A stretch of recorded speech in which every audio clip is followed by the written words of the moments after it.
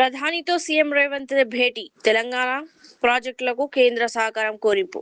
ముఖ్యమంత్రి రేవంత్ రెడ్డి ప్రధానమంత్రి నరేంద్ర మోదీని కలిసి తెలంగాణకు కీలకమైన పలు మౌలిక వసతుల ప్రాజెక్టులకు కేంద్ర సహకారం కోరారు. Hyderabad metro phase 2, regional ring road, ఉత్తర దక్షిణ కారిడార్లు, హైదరాబాద్ అమరావతి బంద్ పోర్ట్ ఎక్స్ప్రెస్ వేలకు ఆమోదం ఇవ్వాలని విజ్ఞప్తి చేశారు. అలాగే గోదావరి జలాల వినియోగంపై మహారాష్ట్రతో చర్చలకు కేంద్రం సహకరించాలని కోరారు. వరంగల్ విమానాశ్రయం పనుల ప్రారంభం, హైదరాబాద్ లో ఐఐఎం ఏర్పాటు అంశాలను కూడా ప్రధాని దృష్టికి తీసుకెళ్లారు. హైదరాబాద్ మెట్రో ఫేజ్ 2 కు అనుమతులు కోరిన సీఎం రేవంత్ రెడ్డి న్యూఢిల్లీలో కేంద్ర పట్టణ వ్యవహారాల శాఖ మంత్రి మనోహర్ లాల్ ఖట్టర్ ను ముఖ్యమంత్రి రేవంత్ రెడ్డి కలిశారు. హైదరాబాద్ మెట్రో ఫేజ్ 2 76.4 కిలోమీటర్ ప్రాజెక్టుకు త్వరితగతిన అనుమతులు మంజూరు చేయాలని విజ్ఞప్తి చేశారు. ఈ ప్రాజెక్టు అమలైతే నగర ట్రాఫిక్ రద్దీ తగ్గి రాకపోకలు మెరుగుపడడంతో పాటు సుస్థిర అభివృద్ధికి దోహదపడుతుందని తెలిపారు. శాఖ సూచనల మేరకు సవరించిన డిపిఆర్ ను ఇప్పటికే సమర్పించారని పేర్కొంటూ అవసరమైన అన్ని అనుమతులు త్వరగా మంజూరు చేయాలని కేంద్ర మంత్రిని కోరారు. బాల కార్మిక వ్యవస్థ నిర్మూలనకు అందరూ బాధ్యత వహించాలి. సీఎం రేవంత్ రెడ్డి ప్రపంచ బాల కార్మిక వ్యతిరేక దినోత్సవం సందర్భంగా ముఖ్యమంత్రి రేవంత్ రెడ్డి బాల కార్మిక వ్యవస్థ నిర్మూలనను సామాజిక బాధ్యతగా స్వీకరించాలని పిలుపునిచ్చారు. ప్రతి చిన్నారికి బాల్యం, విద్య, భద్రత, ఆరోగ్యకరమైన వాతావరణం, సమాన అవకాశాలు కల్పించేందుకు ప్రభుత్వం కట్టుబడి ఉందన్నారు. బాల కార్మికత్వాన్ని ఎట్టి పరిస్థితుల్లోనూ ప్రోత్సహించవద్దని, ఎక్కడైనా చిన్నారులు పనుల్లో నిమగ్నమై ఉంటే అధికారులకు సమాచారం ఇవ్వాలని సూచించారు. పిల్లల చేతుల్లో పనిముట్లు కాకుండా పుస్తకాలు ఉండే తెలంగాణ నిర్మాణానికి అందరూ భాగస్వాములు కావాలని సీఎం కోరారు. తెలంగాణ సాహితీ సౌరభాలను విశ్వంభరతో విశ్వవ్యాపితం చేసి తెలుగు కవితను మహోన్నత స్థాయిలో నిలిపిన జ్ఞానపీఠ్ అవార్డు గ్రహీత ఆచార్య డాక్టర్ సి నారాయణ రెడ్డి గారి వర్ధంతి సందర్భంగా వారికి ఘనంగా నివాళులు అర్పిస్తున్నాము. లిఫ్ట్ లో 2 గంటల పాటు నరకం. ఉప్పల్ స్కై వాక్ లిఫ్ట్ లో రాహుల్ అనే యువకుడు గురువారం రాత్రి 2 గంటల పైగా చిక్కుకుపోయాడు. లిఫ్ట్ మధ్యలో ఆగిపోయింది. టెక్నీషియన్ల ఆలస్యంతో సుమారు 1:15 గంటల సురక్షితంగా బయటకు తీశారు. అనంతరం తాను హార్ట్ పేషెంట్ అని, సరైన స్పందన లేక ఇబ్బంది పడ్డానని రాహుల్ ఆవేదన వ్యక్తం చేశాడు. ఇలాంటి ఘటనలు పునరావృతం కాకుండా చర్యలు తీసుకోవాలని స్థానికులు కోరుతున్నారు.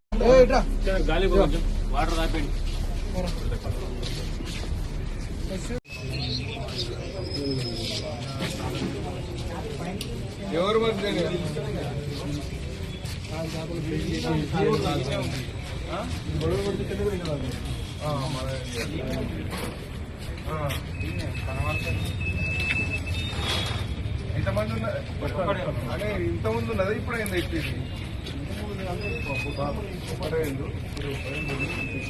ఉన్నారు కానీ ఇప్పుడు ఇది ఇంతమంది అయిందా ఇప్పుడే అది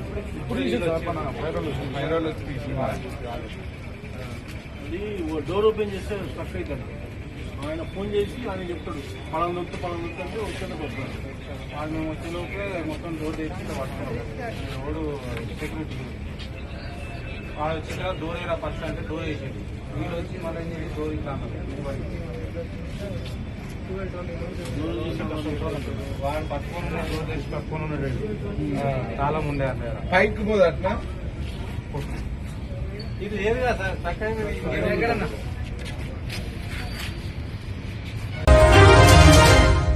తునిలో 2 ఏళ్ల చిన్నారి మిస్సింగ్, చంపేశారా? కాకినాడ జిల్లా తుని మండలం సిహెచ్ అగ్రహారంలో ఈ నెల 6న అదృశ్యమైన 2 ఏళ్ల చిన్నారి జ్ఞానేశ్వరి ఆచూకీ ఇంకా లభించలేదు. అయితే పాపతో పాటు వెళ్లిన కుక్క ఈ కేసులో కీలకంగా మారింది.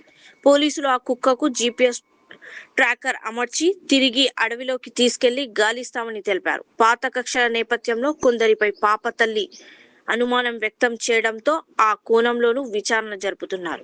అలాగైతే 12 సార్, 12 అయితే దాటింది. 11:50 సార్. అదే సార్ టైం చూసుకోలేదు. 12:25 ఇదంతా ఒక 40 నిమిషాలు 30 నిమిషాలు. 1% కూడా డౌట్ లేదు సార్. అంతా క్లియర్, అంతా లేదు. ఏంటండి? లేదు సార్, లేదు. నార్మల్ గా ఉన్నాం సార్. అయితే ఈ వచ్చి పిలిచి ఎప్పుడైతే అడిగాడో అప్పటి వరకు తెలియదు సార్ మా పాప మిస్ అయిపోయింది అని. అయితే అనుకున్నా అని ఏమైందిరా అని అడిగితే అలా కొండవరన మీ అమ్మాయి ఏడుతుందంట, ఊర్లో అతనికి కనిపించిందంట, నాతో చెప్పాడు, వచ్చేసి భయపడిపోయాడంట, కుక్క కలబడితే అని నాతో చెప్తే నేను వచ్చాను, చూసుకుంటూ వస్తున్నాను అని చెప్పాడు సార్. ఇలాగని చెప్తే అంతలోకి ఈ అబ్బాయి కూడా వచ్చి ఎతకడానికి మొదలెట్టాను సార్ ఏమైపోయిందని. డిపార్ట్మెంట్ కి చెప్పి అంత అనుకోలేదు సార్. ఎందుకంటే తోటలోనే ఎక్కడైనా ఏ గదిలోనైనా నిద్రైపోయింది కదా, మంచి ఎండ సార్, నిద్రైపోయి ఉంటది, కుక్క పిల్ల కూడా ఉంది కదా, వచ్చేస్తాదిలే అన్న ధీమామే ఉన్నాను సార్. అప్పుడు ఆ ప్లేస్ చూపిస్తే ఇక్కడే మీ పాప కనిపించింది అని చెప్తే మొత్తం అదంతా కనిపిస్తే అక్కడ కుక్క వెంట్రుకలను మా అమ్మాయి తల వెంట్రుకలు ఉన్నాయి సార్. ఆ అమ్మాయికి జుబ్బా వంగానే ఉంది సార్, అండర్వేర్ లేదు సార్. ఉంటేని వీళ్ళు ఇలా పై సైడ్ వెళ్తే నేను ఇలా కింద సైడ్ వెళ్ళి ఒకవేళ ఎక్కడైనా ఉన్నదేమో అని ఎతికి బోర్ల దగ్గరికి వెళ్ళాను సార్, ఏమన్నా కన్నాలు ఆట ఉన్నాయని. ఏమీ లేదు సార్, అలా ఉన్నాయి అలాగే ఉన్నాయి, మొత్తం చూసాను సార్. మరి ఈ మధ్యలో ఏం జరిగిందో తెలియదు సార్. మొత్తం ఈ ప్రాసెస్ అంతా ఒక 30 నిమిషాల నుంచి 40 నిమిషాల్లోనే జరిగింది సార్. మరి ఎగ్జాక్ట్ గా టైం ఎంత అవుతుందో తెలియదు సార్. నేను ఇంట్లో కూర్చుంటే పైనుంచే వచ్చాడు సార్, మాకు చెప్పిన అన్ని అయితే పైనుంచి వచ్చి చెల్లి చెల్లి అని పిలిచి మీ పెద్ద బుజ్జమ్మ ఎక్కడ ఉంది అని అడిగాడు సార్. వాళ్ళ నా దగ్గర ఉందన్య కొత్తపల్లి కోచర్ దగ్గర వెళ్ళారు అన్య అన్నాను. అంటే ఒకసారి కనుక్కో చెల్లి, మీ ఆయనకి ఫోన్ చేసి అంటే నా దాంట్లో బ్యాలెన్స్ లేదన్య, నువ్వే ఫోన్ చెయ్యి అంటే వాళ్ళు ఫోన్ తో చేశారు సార్. చేసిన తర్వాత ఈ అబ్బాయిని అడిగితే నా దగ్గర లేదు, వాళ్ళ అమ్మకి అప్పచెప్పేసానని వాళ్ళ నాన్న అన్నాడు సార్. వాళ్ళ నాన్న అంటే మేమిద్దరం అంటే వాళ్ళ అమ్మ దగ్గర ఉందని నేను నా దగ్గర ఉందని ఈ అబ్బాయి అనుకున్నాం సార్. అంత మేము నలుగురమే ఆ పక్కనే మంచం వేసుకొని సరదాగా కూర్చున్నాం సార్. కూర్చుంటే తినకేమోని గుమస్తా ఫోన్ చేసి పని ఉంది రారా అన్నాడు సార్. వెళ్ళాడు సార్. అయితే నువ్వు వెళ్తే బుజ్జమ్మని కూడా తీసిపో, పని చేసుకుంటాను, వంట చేయాలి, వంట చేస్తాను అని అన్నాను సార్. తీసుకెళ్ళిపోయాడు సార్. తీసుకెళ్ళిపోయేటప్పుడు నేను ఇంటికాడ పని చేసుకున్నాను సార్. మళ్ళీ వీళ్ళు రిటర్న్ వచ్చేటప్పుడు నేను చిన్న అమ్మాయికి స్నానం చేపిస్తున్నాను సార్. బుజ్జమ్మని పట్టుకో, నాకు పని ఉంది, అలా వెళ్తాను అన్నాడు సార్. అయితే అయితే బుజ్జమ్మ నేను చూసుకుంటానులే అన్నాను సార్. ఈ అబ్బాయి ఎక్కడికి వెళ్ళిపోతే అక్కడికి వెళ్ళిపోదు సార్ అన్న ధీమా మీద నేను ఉన్నాను. బండి ఎక్కి వెళ్ళడం చూసింది సార్. అయితే వెళ్ళిపోతున్నాను నాన్న అనుకుంటూ వెళ్ళిపోయింది సార్. వెనకాల కుక్క పిల్ల కూడా ఒకటి ఉంది. ఇంక ఈ చిన్న అమ్మాయి ఎప్పుడైతే పేజీ పెట్టేసిందో ఇంక ఈ అమ్మాయితో సరిపోయింది సార్ నాకు. ఇంకా అమ్మాయిని చూసుకుని ఇదిలో లేను, ఈ అమ్మాయితో సరిపోయింది. నేను అనుకున్నాను ఇంకెక్కడున్నా అబ్బాయి దగ్గరే ఉన్నది కదా, ఇంకా ఎప్పుడు ఉంటుంది కదా, ఏమైపోద్ది అన్న ఇదిలో ఉన్నాను సార్. ఇంతకు ముందు ఇలాంటివి ఏం జరగలేదు సార్. పాప కనిపించడాలు కానీ, వెళ్ళిపోయి ఎక్కడైనా ఉండిపోవడాలు కానీ జరగలేదు సార్. ఇంకా అక్కడే కదా ఉంది అనుకున్నాను. అయితే మా దగ్గరే ఉంది సార్. మేము నలుగురు, మా అమ్మాయిలు ఇద్దరు కూడా ప్రాంతంలో మేము ఈ తోటలో రావడం జరిగింది. ఏఈ గారు, ఎల్ఐ గారు, జేఎల్ఎం ముగ్గురు కలిపి వచ్చిన తర్వాత ఈ పాప తండ్రి అయిన గణేష్ ఫోన్ చేసి వాటర్ తీసుకురంటే వాటర్ తీసుకుని వచ్చారు. వచ్చిన తర్వాత తండ్రి గణేష్తో పాటుగా పాప కూడా వచ్చింది. పాపతో పాటు కుక్క కూడా వచ్చింది. ముగ్గురు కూడా సుమారుగా 11:50 ఆ టైం వరకు కూడా ఒక చోట ఉన్నాం. ఉన్న తర్వాత మా రెడ్డి గారు కొబ్బరి బొండాలు తెమ్మన్న కారణంగా పాపని ఇంటికాడ దించేసి కొబ్బరి బొండాలకి వెళ్ళాం. కొబ్బరి బొండాలు తీసుకుని వచ్చిన తర్వాత పాప కనిపించకుండా పోయిందని చెప్పేసి తండ్రికి ఫోన్ చేశారు. ఫోన్ చేస్తే ఈయన వెళ్ళడం జరిగింది. అప్పటికి టైము 12:10 ఇది జరిగిందండి. లాస్ట్లో మొత్తం అంతా సెర్చ్ చేసిన తర్వాత ఏంటంటే ఒక వ్యక్తికి పాప కనిపించిందని తెలిసింది. కానీ అది అతను ఊళ్ళోకి వెళ్ళి ఊళ్ళో వాళ్ళతో చెప్పడంతో ఊళ్ళో వాళ్ళు వచ్చి ఎతకడం కూడా స్టార్ట్ చేశారండి. కానీ వాళ్ళకి కూడా పాప ఆచూకీ ఏం దొరకలేదు.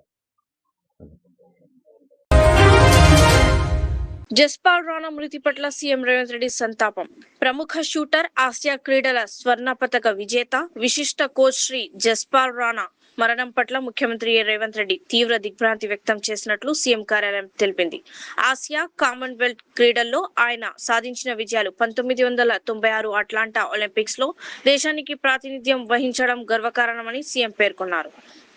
యువ షూటర్లను తీర్చిదిద్దడంలో భారత షూటింగ్ అభివృద్ధిలో ఆయన కీలక పాత్ర పోషించారని కొనియాడారు.